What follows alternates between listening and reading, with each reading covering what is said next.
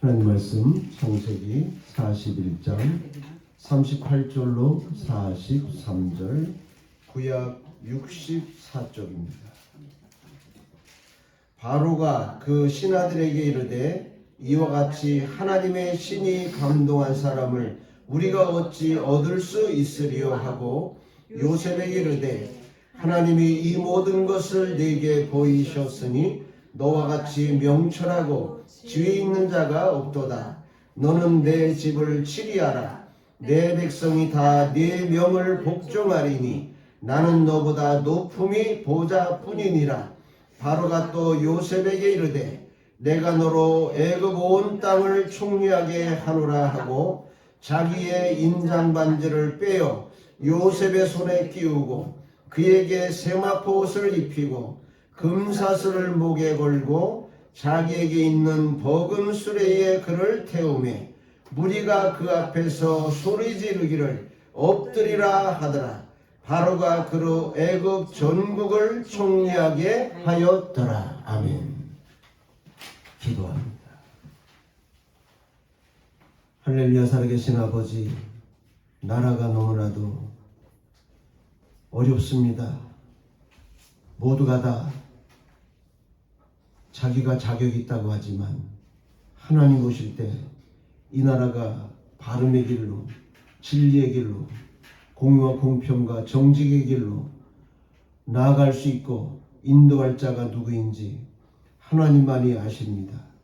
하나님, 고관들로부터 서민한 삶에 이르기까지 마음에 분별력을 주시고 참으로 이 나라를 바르게 굳게 세울 수 있는 하나님이 원하시는 지도자를 택할 수 있도록 하나님께서 축복해 주셔서 이 나라가 위상과 모든 국위선양을 이루는 데 크게 이바지할 수 있는 지도자가 되게 하시고 이 나라가 세계 모든 민족 위에 뛰어난 민족으로 다시 한번 아버지 우뚝 설 수 있는 그런 나라로 세워갈 수 있는 바른 나라가 되게 주님께서 은혜를 베풀어 주시기를 원합니다. 오늘도 주의 이름으로 모이는 곳곳마다 찬송하고 기도하고 말씀을 선포하는 곳에 살아 역사하시는 진리의 성령님이 우리 각 사람의 영혼 속에 성전 삼고 임재하신다고 하셨사오니 우리의 각 마음 속에 나는 하나님의 구별된 선택받은 하나님의 자녀임을 긍휼하게 아버심을 가지고 인정하고 인식하고 시인하고 하나님의 자녀다운 승리의 삶을 날마다 살아가도록 인도하시고 주장하여 주시옵소서. 이 시간에도 하나님께서 하나님께 위해 임재하시고 역사하시고 모든 함께하는 성도들의 가슴 속에 영혼 속에 함께 하셔서 하나님의 뜻을 바르게 듣고 깨닫고 그 말씀 중심으로 우리의 주어진 삶을 승리로 삶으로 어느 곳에서나 하나님의 자녀다운 위상을 드러내도록 주님께서 긍휼하게 잡으심으로 승리할 수 있도록 은혜 베풀어 주시옵소서. 주님께서 이 시간에도 함께 하시고 주장해 주실 줄 믿고 감사드리며 살아계신 예수 그리스도 이름으로 기도하옵나이다. 아멘. 오늘 본문의 말씀을 한마디로 요약하면 세계적인 그 당시 최고의 거성문화의 핵심인 애굽의 바로왕이 그 모든 권위와 권세와 능력을 기득권을 내려놓는 모습을 봅니다. 이방의 왕들도 이렇게 자기가 최고의 실권자지만 이 나라를 바르게 다스릴 수 있는 새로운 지혜롭고 현명한 자가 있다면 내가 기꺼이 내가 나은 것은 높은 것은 보좌일 뿐이요 실제 모든 경영은 요셉에게 맡기는 이런 내려놓는 그런 정말 지도자가 이 나라의 지도자가 될 수 있기를 원해서 하나님이 오늘 이 말씀을 주셨으리라고 저는 믿습니다. 저는 성경에 그렇게 아주 해박하지는 않지만 또 어떤 분들처럼 막 하늘의 계시나 예언의 능력은 없지만 순간순간마다 주시는 말씀을 내가 준비하면서 야, 오늘은 왜 이 말씀을 주셨지? 사실은 제가 골로새서 3장의 말씀을 전하려고 주보에 본문을 기록하고 또 그 말씀을 구상하고 고심을 하고 이게 영감이 떠오르지 할 때는 의자에 기대서 묵상 기도를 하고 이런 생각을 하는 중에 지난주에 제가 설교한 것이 생각이 났습니다. 지난주에 설교한 내용의 핵심이 뭐냐면 하나님의 능력입니다. 그 말씀을 설교하면서 다음 주부터는 제가 창세기로부터 하나님의 위대하게 쓰임받는 몇몇의 훌륭한 하나님의 선택받은 지도자들에 대해서 설교 말씀을 하겠습니다. 이렇게 선포를 했어요. 그래서 문득 지난주엔 바울에 대해서 설교를 하면서 구약으로부터 훌륭한 4명의 지도자를 이렇게 말씀하겠습니다 라고 한 것이 생각이 났습니다. 그래서 오늘은 창세기의 요셉에 대하여, 그 다음엔 이제 열왕기상 11기하에 있는 솔로몬에 대하여, 그 다음엔 또 다른 여호수아에 대하여 이렇게 몇 분을 지난주 설교를 하는 중에 제가 말씀을 이름만 거론하고 실질적인 내용은 이번 주부터 말씀을 전하려고 생각을 했습니다. 그러면서 요셉을 문득 왜 지난주에 그 말씀을 주셨을까 준비해 보니까 딱 그 말씀이 이 시대에 우리 대한민국에 딱 맞는 말씀이에요. 그 당시 애굽은 세계의 가장 문명과 과학과 기술이 발달한 나라입니다. 그 당시에는 무슨 기증기가 있는 것도 아니고 무슨 요즘으로 말하면 그 지게차가 있는 것도 아니고 그 거성문화 스핑크스나 피라미드 이런 것을 세울 때 그 하나의 대리석이 5톤, 10톤 정도가 된답니다. 그거를 과연 어떻게 기계도 없이 장비도 없이 어떻게 올리면서 쌓을 수 있었을까? 로마도 거성문화로서 위대하지만 로마보다 더 수백 년, 수천 년 앞선 이 고대의 애굽에 가장 문명과 과학과 기술이 발달된 그 최고의 제왕인 바로 왕이 자기 모든 실세와 권력과 기득권을 어린 요셉에게 다 위임을 합니다. 나는 보좌에 앉아있을 뿐 실제 모든 다스림은 네가 해라. 야, 이 시대에 가장 우리나라에 적합한 지도자를 찾는 말씀이 아닌가? 그렇게 저는 이렇게 구상을 했거나 이것을 전해야지 이 시대에 맞네 이런 생각을 해본 적이 없지만 준비를 하면서 보니까 딱 이 시대에 아주 적적한 말씀이에요. 세계는 제가 지난주 말씀에 서두에도 그런 말씀을 했습니다. 세계는 앞선 지혜를 얻는 자, 깨달은 자, 발견하는 자가 세계를 지배합니다. 지금 세계를 주도하는 나라가 어떤 과학기술이 뛰어난 자가 주도할까요? AI입니다. AI를 제일 먼저 발견하고 개발하고 주도하는 나라가 세계를 지배하게 돼 있어요. 미국이 약간 밀리는 듯 하지만 세계적인 권력 실세로 군사력으로 밀어붙이기도 막 합니다. 관세폭탄을 던지기도 하고 중국에 던졌다가 중국도 맞장구 치니까 약간 유보했다가 막 이렇게 우왕좌왕합니다.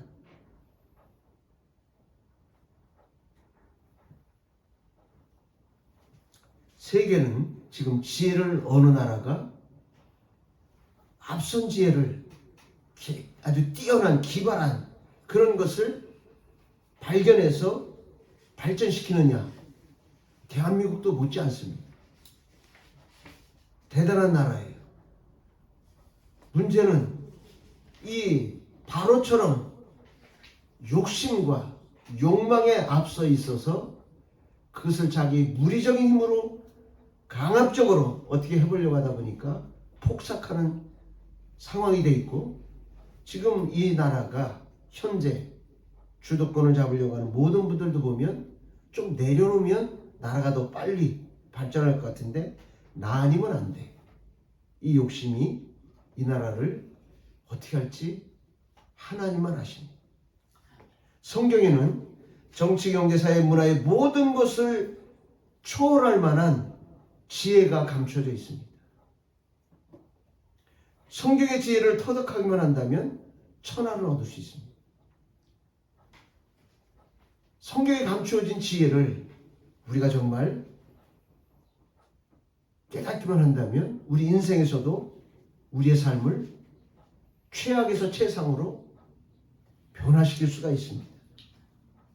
신앙의 앞선 선배들을 통하여 우리가 성경의 지혜와 지식을 깨달아 승리하는 오늘 우리 한우문교회가 꼭 신앙인들이 될 수 있기를 간절히 축복합니다. 아멘. 그 당시 애굽은 최고의 과학과 문명에 발달한 나라입니다. 그런데 어떻게 요셉이 이와 같은 세계 최고의 막강한 나라를 다스리는 그 권력자가 네가 다스려라. 나는 보좌일 뿐, 내가 인증하는 인장바지를 너에게 주마. 그리고 요셉을 자기의 마차에 태우면서 누구든지 너의 허락 없이는 아무도 무엇도 할 수 없다. 그 인증 반지를 그의 손가락에 끼워줍니다. 이와 같이 세계의 최고의 나라를 다스리는 그런 놀라운 총리, 총괄적인 치리하는 이 위치를, 그렇다고 해서 요셉이 정치를 해본 자도 아니에요. 무슨 군사를 부려본 자도 아닙니다. 일개 야곱의 12아들 중에 막내격인 그런 위치에 있어요. 어떻게 이런 일이 있을 수 있을까? 하나님을 만나면 가능합니다. 성경을 정말 깊이 깨달아 성경이 원하는 지혜와 지식과 그 방법과 방편대로 우리가 수능해 간다면 얼마든지 가능할 수 있음을 성경은 말씀하고 있습니다. 첫째, 요셉이 이와 같은 최강의 막강한 애굽의 총리가 될 수 있었던 것은 아주 순수한 꿈을 꿨기 때문에 그렇습니다. 요셉은 꿈을 꾸는 자입니다. 창세기 37장 7절에 보니까 우리가 밭에서 곡식을 묻더니 내 단은 일어서고 당신들의 단은 내 단을 둘러서서 절하더이다.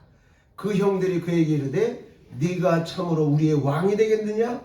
참으로 우리를 다스리게 되겠느냐 하고 그 꿈과 그 말을 인하여 그를 더욱 미워하더니 요셉이 다시 꿈을 꾸고 그 형들에게 고하여 가로되 내가 또 꿈을 꾼즉 해와 달과 11별이 내게 절하더이다. 11별이 12번째가 자기예요. 그러니까 막내에게 11별이 다 절하더라는 거예요. 그러니 앞선 기라성과 같은 형들이, 대인생의 선배들이 아이고 웃기는구나. 제일 조그만 놈이 자기가 왕이 되겠다는 꿈을 꾸고 있다? 글쎄요, 요셉이 어떤 권력욕에 탐이 나서 꿈을 꿨는지는 성경에 나와 있지 않지만 성경을 볼 때 그는 권력욕 때문에 꿈을 꾼 게 아닙니다. 하나님이 주신 꿈이에요.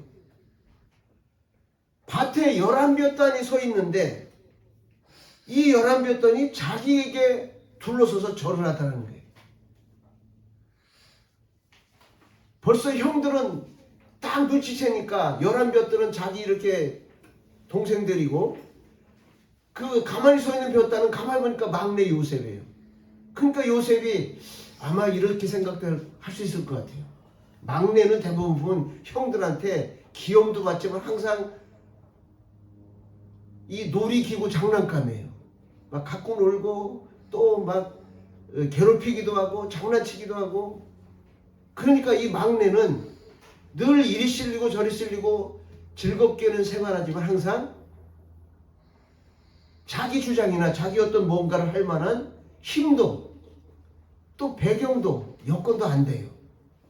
그냥 형들이 그냥 이리 치면 저리 치고 막 이렇게 그 사이에서 그냥 이리 몰리고 저리 몰리는 그런 입장입니다. 아마 그래서 요셉은 그 나름대로는 내가 형들에게 이길 수 있는 방법이 뭘까 아마 그런 생각을 했는지 모르겠어요. 장차 두고 봐라. 나이 먹어서 봐라. 나이가 많이 먹다 보면 내가 제일 젊어지고 형들은 늙어질 것이다. 아마 그런 생각을 했는지도 모릅니다. 그래서 그런 꿈을 꿨는지는 모르겠지만 오늘 본문의 말씀에 보면 밭에서 곡식을 먹는데 내 단은 일어서고 당신들의 단은 내 단을 향하여 절하더이다. 형들이 가만히 보니까 이 조그만 놈이 나한테 절을 받고 싶어 하네. 네가 우리의 왕이 되고자 하느냐? 우리를 다스리고자 하느냐? 아주 기도 안 차는 생각이 듭니다. 그런데 한 번이면 그래도 봐주겠는데 또 꿈을 꾸더니 해와 달과 별들도 또 11별이 해와 달과 별과 11별이 내게 절하더이다. 또 11별이 들어가니까 형들이 여기 보니까 또 나한테 절을 받기로 하네. 이런 생각을 듭니다. 이렇게 가장 미약하고 연약하고 무력한 것 같은 이 요셉이 꿈을 꾸니까 그보다 앞선 자들은 전부 다 코웃음 칩니다. 니까짓 게 뭘 할 줄 안다고? 그런데 꿈이 2번씩이나 연거푸 자기한테 절한다는 자기라는 표현을 안 했어요. 한 볏당 서 있고 11볏단이 둘러서 절하더이다. 해와 달과 별이 해와 달과 11별이 내게 절하더이다. 이렇게 꿈을 꾸기 시작하니까 앞선 형들이 꿈을 꾸면 반드시 비웃음과 조롱과 또 자기가 갖지 못한 꿈에 대해서 시기 질투가 생겨요. 그래서 네가 잘 되나 보자. 잘 되는 모습이 조금만 보이면 찍어 눌러요. 밟아버립니다. 꿈을 못 피게 해요. 이게 앞선 기득권자들의 속내가 그렇습니다. 꿈을 꾸면 많은 시기와 질투와 고난이 따라요. 꿈이 이루어지기까지는 항상 짓밟힐 수밖에 없는 처지에 있는 겁니다. 그래서 창세기 37장 18절에 보니까 요셉이 그들에게 가까이 오기 전에 그들의 형들이 요셉을 멀리서 보고 죽이기로 꾀하여 서로 이르되 꿈꾸는 자가 오는도다. 죽이기까지 할 필요가 뭐 있어요? 자기 막내 동생인데 얼마나 귀엽고 이쁜데 죽이기까지 한다고 꾀한다는 것은 이놈이 정말 꿈을 이룰 놈으로 보이는 겁니다.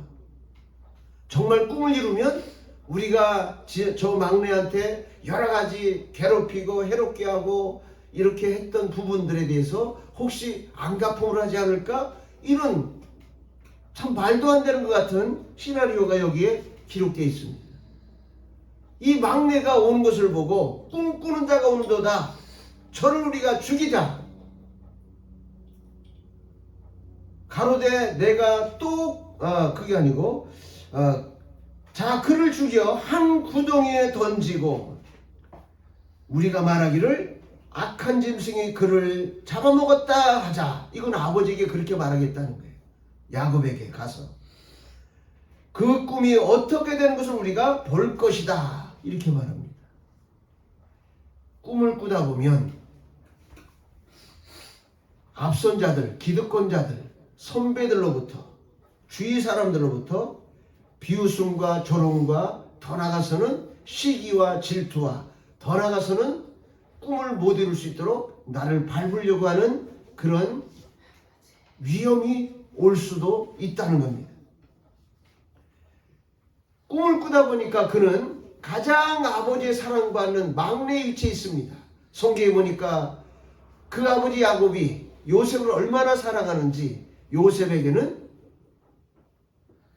채색 옷을 입혔다. 채색 옷은 왕이나 공주나 가장 사랑받는 자에게 입히는 겁니다. 그러니까 요셉이 그렇게 가장 아버지 아마 사랑을 독차지 하니까 형들이 시기질투해서 저놈만 없애면 우리가 좀 사랑을 받지 않을까?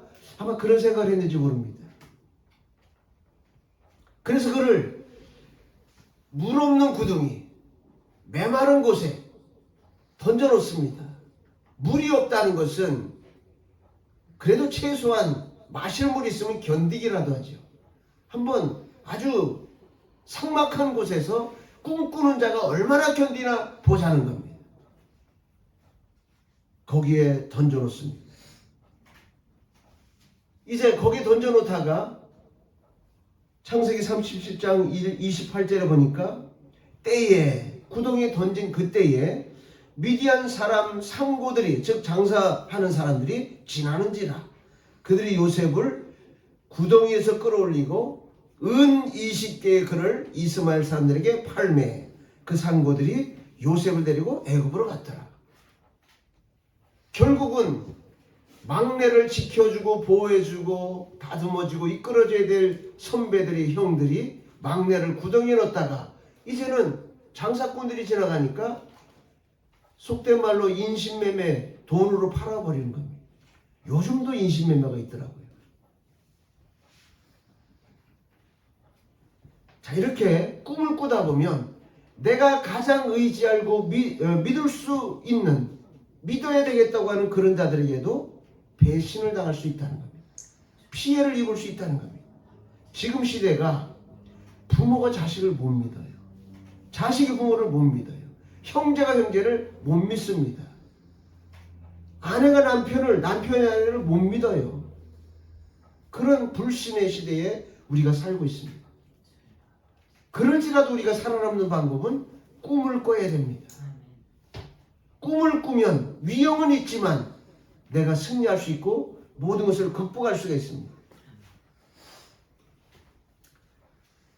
자, 이렇게 꿈을 꾸다 보니까 형제들에게 배신을 당해서 애굽의 미디안 상인들에게 팔려서 애굽의 시위대장 보디발에게 팔리게 됩니다. 이제는 가장 사랑받는 자에서 어느 집에 종으로 팔리는 거예요. 가장 밑바닥을 치게 된다는 겁니다. 우리가 꿈을 꾸다 보면 이런 환난도 고난도 어려움도 수시로 닥친다는 거예요. 시기질투가 시작이라면 그 다음엔 버림받음, 그 다음엔 인신매매로 팔림, 그 다음에 종으로 하인으로 전락될 수도 있습니다. 그런 바닥을 치는 환경이 주어진다 할지라도 그것을 이길 수 있는 방법은 꿈을 꾸는 겁니다. 우리의 환경이 어렵다는 건 중요치 않아요. 물론 나면서부터 금수저이면 출세 길이 빠를 수는 있어요. 그러나 옛말에 개천에서 용 난다. 요즘도 용 날 수 있어요. 그것은 뭐냐? 환경을 어떤 숙명으로 운명으로 이런 얘기를 합니다. 제가 이제 훈련을 받고 자대에 이제 초년병으로 딱 자대에 입소를 했는데 이 고참들이 딱 보니까 제 얼굴이 환하더라는 거예요. 뭐 환하겠어요. 훈련 받고서 까마잡잡할 텐데. 여하튼 뭐 환하게 보였대요. 그래서 그들이 말하는 입이 거의 동일하게 저놈 뒤에는 뭔가 빽 있는 놈인 것 같다. 그래서 함부로 뭐 구탈했거나 뭐 욕을 했거나 무슨 피해를 줬으면 반드시 우리에게 역효과가 나고 피해가 올 거니까 건들지 말자. 아마 이렇게 얘기가 통한 것 같아요. 그래서 거의 일병 말이 되거나 상병 초될 때까지는 물론 이제 많이 미움은 받았어요. 특히 우리 정현 집사도 군대를 갔다 오셨겠지만 이 저녁에는 항상 그 뭐라 그러죠? 조무가 있어요. 조무 때 항상 얼마나 그 고참들이 괴롭히는지 몰라요. 그런데 그 제 사수가 점호 끝날 때까지 잡아두고 안 들여보내요. 점호 끝나고 다 취침하면 그때 들여보내고. 그러니까 저는 밖에서는 밉상이고 그런 상황이었어요. 그런데 제가 잘했다는 것이 아니라 왜 그랬나 싶었더니 저는 세상을 잘 몰라요. 사회를 잘 모릅니다. 교회 생활에만 좀 열심히 했던 기억이 있습니다. 교회의 모든 여러 가지 뭐 주일학교, 학생, 청년, 성가대 뭐 그 외에 여러 가지 장식하는 거 등등은 거의 제가 관여하지 않으면 안 될 정도로 그러다 보니까 거의 제가 교회 살다시피 어찌 보면 하나님께서 조금 기뻐하는 쪽으로 있었던 것 같아요. 그래서 그런지 몰라도 제가 군대 갔을 때 가자마자 열애를 자꾸 시키고 관사병 후임으로 아예 딱 집어서 벌써 기상 그러면 저는 기상할 때 조모 끝나면 바로 관사로 가는 겁니다. 그래서 관사 돌아보고 별 할 일은 없어요.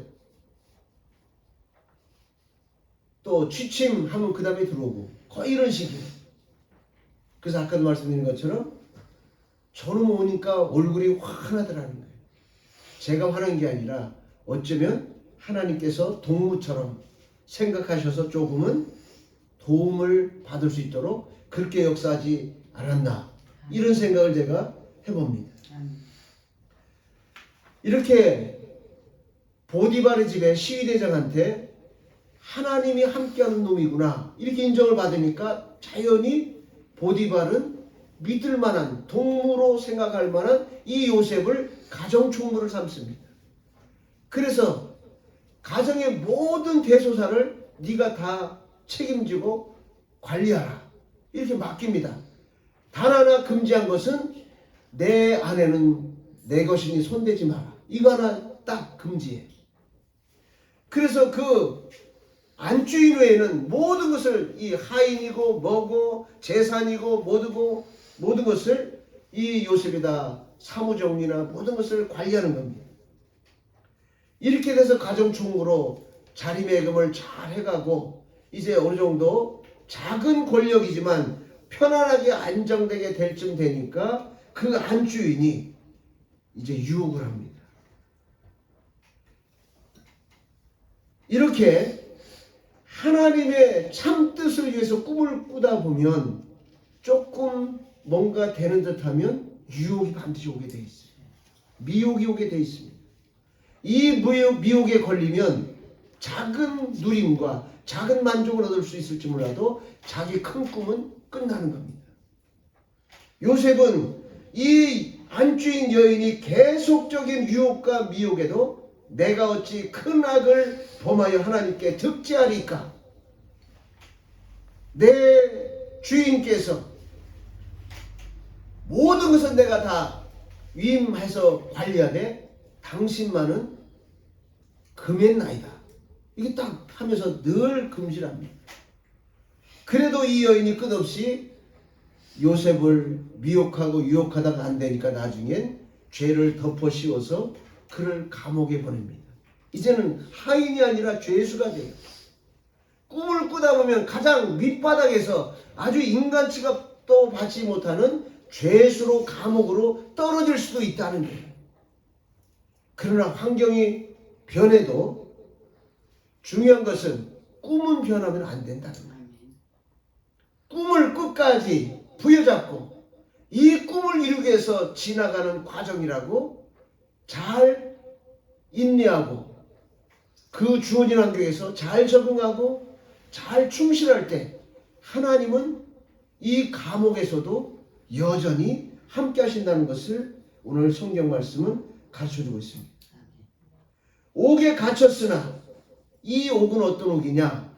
왕을 섬기던 그런 귀인들이 뭔가 왕하고 뜻이 안 맞거나 불경죄를 졌거나 딴짓을 했거나 그래서 미움받아서 왕의 그 섬기는 어떤 내시라든지 그 주변에 왕을 돌보는 그런 자들이 가는 감옥에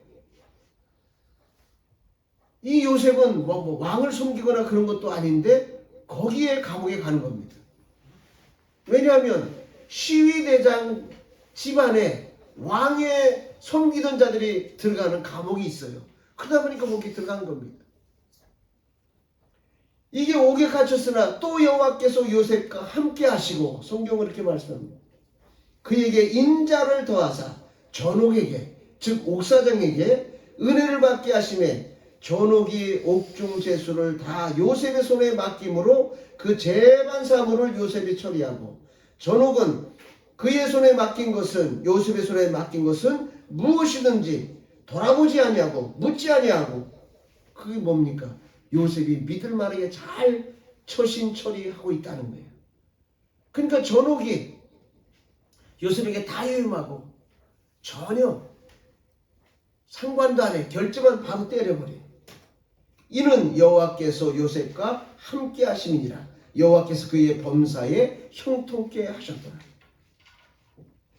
환경 여건이 중요하지만 성경을 보니까 환경 여건이 중요한 것이 아니라 꿈을 가지고 내 마음이 어떤 상태로 지속적으로 끝없이 유지 견디느냐가 중요하다는 걸 가르치고 있습니다.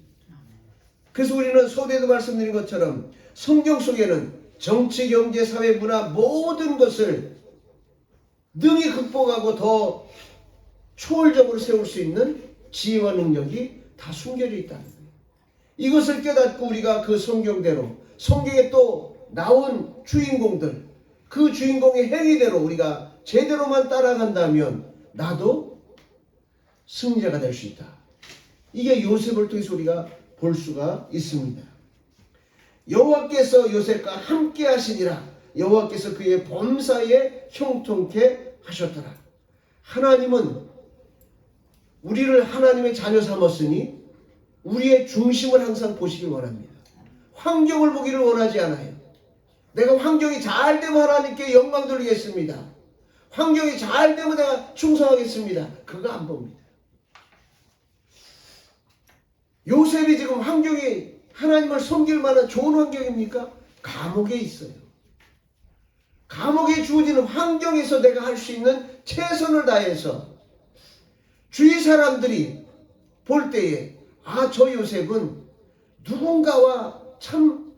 누군가가 도움을 주고 있고 누군가가 보호해주고 있고 누군가를 참 통해서 잘 양육받아진 무언가 우리와는 차별된 그런 자구나, 이런 인식을 항상 줄 수 있는 본된 삶을 살았다는 것을 성경을 통해서 우리가 볼 수 있습니다. 하나님은 그래서 중심이 바로 서면 옥에서도 형통케 하십니다. 환경이 중요합니까? 하나님이 함께하느냐 하지 않느냐가 내가 형통하느냐 불통하느냐에 달려있어요. 어느 날 옥에 갇힌 애굽의 왕의 술 맡은 관원장과 떡 맡은 간원장 두 사람이 하루 저녁에 꿈을 꿉니다. 꿈을 꾸는데 떡 맡은 자와 술 맡은 자의 꿈의 몽조가 달라요. 그런데 서로 얘기를 하면서 무슨 뜻이지 왜 그럴까 하고 고민만 하지 해결할 자가 없어요. 그럴 때 요셉이 주변에서 듣고 말합니다. 해석은 하나님께 있으니 나에게 자세히 말해보시오. 그래서 떡 가는 장이 자기의 꿈을 말합니다. 술 가는 장이 자기의 꿈을 말합니다.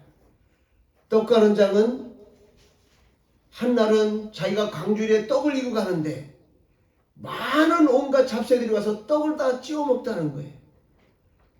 이게 무슨 일이지? 해석이 안 돼. 길조인지 흉조인지 도무지 가늠이 안 돼요.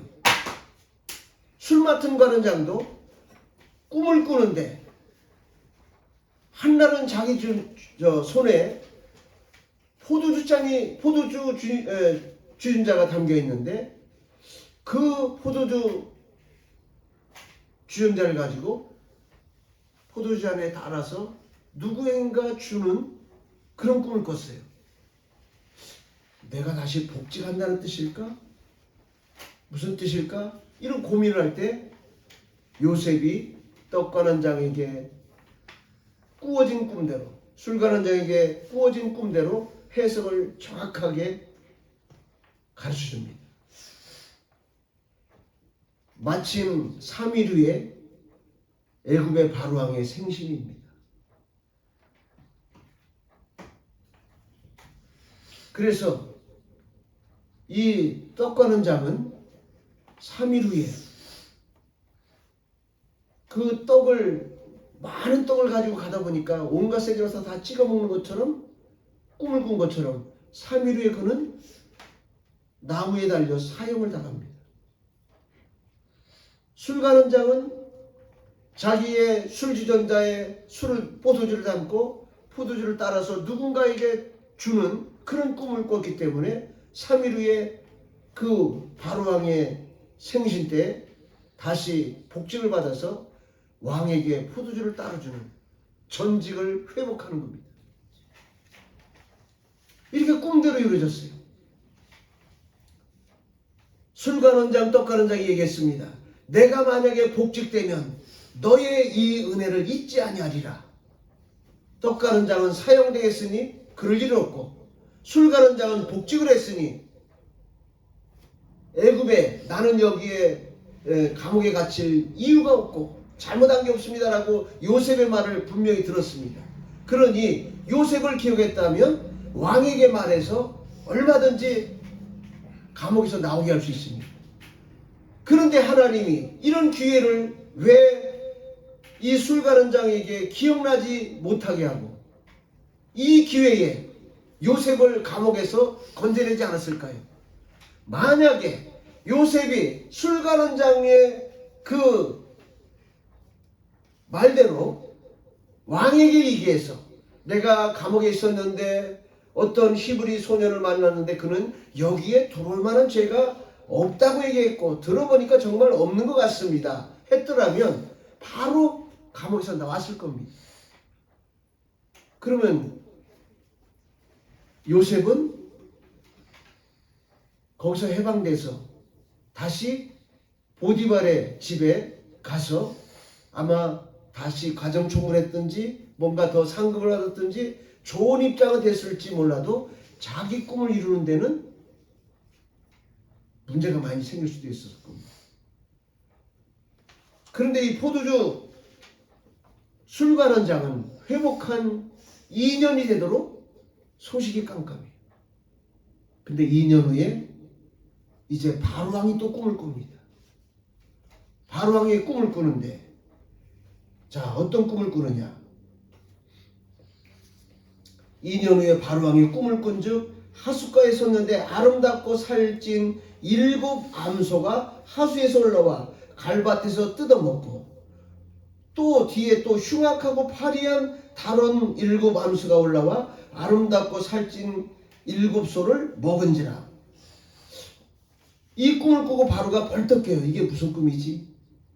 아름답고 살찐 소가 하수에서 올라와서 갈밭을 뜯어먹고 아주 풍요롭게 행복하게 지내는데 또 아주 파리하고 흉악한 그런 7 암소가 올라와서 아름답고 살찐 7 암소를 잡아먹었다. 이게 무슨 꿈일까? 하고 고민하다가 곧바로 또 잠이 듭니다. 또 꿈을 꾸니까 한 줄기에 무성하고 열매가 많이 열린 그 이삭이 주렁주렁 된 것을 꿈을 꿉니다. 그런데 또 한쪽에 딱 보니까 아주 쇠약하고 동풍에 바싹 마른 7 이삭이 나오더니 이 쇠약한 7 이삭이 동풍에 마른 이 7 이삭이 무성하고 아주 충실한 이삭을 다 삼켜버리는 겁니다. 그래서 벌떡 깨고 이거 무슨 꿈일까? 두 번이나 연거푸 아름답고 살찐 암소가 파리하고 쇠약한 소들에서 잡아먹히고 아주 풍성하고 또 아주 결실한 그런 충실한 7 이삭이 아주 파리하고 바싹 동풍에 마른 그런 쭉정이 같은 이삭에 다 삼켜버린다. 그래서 바로 여러 대신들, 박사들, 술객들, 현인들, 뛰어나다고 하는 자들을 다 불러서 꿈을 얘기합니다. 이게 도대체 무슨 뜻이겠냐? 아무도 모른다는 거예요. 그럴 때 마침 술관원장으로 복직한 그 사람이 2년 전에 감옥에서 히브리 소년이 자기 꿈을 해석해준 대로 나는 복직하고 술관원장에게 해석해준 대로 사형을 당한 것을 왕에게 얘기를 합니다. 그러니 왕이 그 소년을 빨리 데려오라고 합니다. 감옥에 있었으니 면도도 제대로 못해, 목욕도 못해, 옷도 못 갈아입고 깨지지 하니까 얼른 잽싸게 면도질하고 옷 갈아입히고 목욕하고 단정을 해서 왕 앞에 딱 불러옵니다. 바로왕이 말하기를 내가 들으니 너는 꿈을 잘 해석한다더라. 요셉이 겸손하게 내 안에 있는 것이 아니라 하나님께서 다르게 꿈 해석을 해주실 겁니다. 나에게 말씀하소서 하고 조금 전에 읽었던 그 내용의 얘기를 하니까 한마디로 요셉이 이렇게 말합니다. 아름답고 살찐 암소는 그리고 갈밭을 뜯어먹고 이렇게 풍성한 것은 앞으로 7년 풍년이 올 것입니다. 그런데 이 7년 풍년이 아무리 풍성하다도 곧바로 또 7년 바로 흉년이 올 것인데 이 풍년의 모든 것을 싹 삼켜버릴 만큼 아주 혹독합니다. 그렇기 때문에 성마다 창고를 짓고 또 거기에 현명한 관리들을 세워서 잘 저장하고 잘 적당하게 치리할 수 있는 그러한 관리들을 세워서 잘 보관 유지하면 저장하면 7년 흉년을 잘 지나갈 것입니다. 현명하고 지혜로운 관리들을 세워서 잘 관리하시면 흉년 때에 이 나라가 멸망하지 않을 겁니다. 이렇게 요셉이 꿈 해석을 합니다. 그랬더니 바로왕이 뭐라 그럴까요? 이처럼 지혜롭고 현명하면서 하나님의 그 능력을 받은 자가 어디 있겠느냐 하고는 요셉을 바로 국무총리를 세우는 겁니다. 너처럼 지혜롭고 현명하고 하나님의 능력을 꿈을 이렇게 해석할 정도로 하나님의 영능의 그런 재능을 가진 자를 여태까지 본 적도 만난 적도 없다는 겁니다. 신하들도 동의합니다. 그래서 바로 이 애굽의 왕이 그를 국무총리로 세우면서 인장반지를 빼주면서 버금수레에 태워서, 버금수레는 왕이나 귀족들, 장관들, 군대 장관들이 타는 특별한 마차입니다. 거기에 요셉을 세워서 만민들에게 선포를 합니다. 내게 있는 것은 보좌뿐 모든 것은 이 요셉 총리를 통해서 전국을 다스릴 것이며 요셉의 허락 없이는 누구도 출입할 수도 없고 뭘 할 수도 없고 결단코 아무것도 시행할 수 없다는 것을 선포합니다. 그러니 바로 만백성들에게 다 요셉 앞에 무릎을 꿇으라고 하면서 요셉을 최고로 이제 추앙하는 내용이 오늘 요셉입니다. 일개 12아들 중에 막내입니다. 그가 가장 밑바닥까지 떨어졌다가 최고의 그 당시에 흉년이라고 하는 것은 세계적인 흉년입니다. 세계가 멸망 직전에 있을 때에 이 요셉을 통해서 세계가 살아납니다. 보존됩니다. 세계 각국에서 애굽에는 양식이 가득하다는 소문을 듣고 너도나도 세계의 모든 물주들이 권력자들이 몰려와서 양식을 사가고 그래서 7년 흉년이 지나가는 것을 잘 이겨나갑니다. 자, 오늘 우리의 주어진 환경이 중요하죠. 그러나 더 중요한 것은 요셉처럼 어떤 환경에서도 꿈을 가지고 포기하지 않고 반드시 이것은 하나님이 주신 꿈이므로 내 욕망과 내 어떤 목적과 욕심을 위한 꿈이 아니라 하나님이 주신 꿈이기 때문에 반드시 이루어질 것이다. 이 주어진 여러 가지 환경 여건의 변화의 패턴은 이 과정 속에서 나를 저울질하고 테스트하는 과정일 뿐이다. 이렇게 생각하고 그는 끝까지 인내함으로 인해서 그는 최고의 총리가 되고, 그 당시 세계의 모든 권력가들이 애굽에 와서는 요셉을 거치지 않고는 아무것도 얻어갈 수 없어요. 세계의 권력자들이 다 요셉 앞에 무릎 꿇는 겁니다. 오늘 우리라고 그렇게 되지 말라는 게 없어요. 너도 나도 다 그렇게 될 수 있습니다. 환경이 좋으면 빨리 될 수도 있지만 빨리 망할 수도 있어요. 욕심으로 얻고자 하면 욕심이 태한즉 사망이라고 했습니다. 우리는 하나님의 영광을 위해서 꿈을 키운다면 그건 내 욕심이 되지 않아요. 사회공헌과 덕과 이익을 끼칠 수 있는 놀라운 힘과 능력이 될 수 있는 줄 믿습니다. 오늘 우리 대한민국도 이런 지도자가 필요하고 우리 백성들도 이런 백성들이 필요합니다.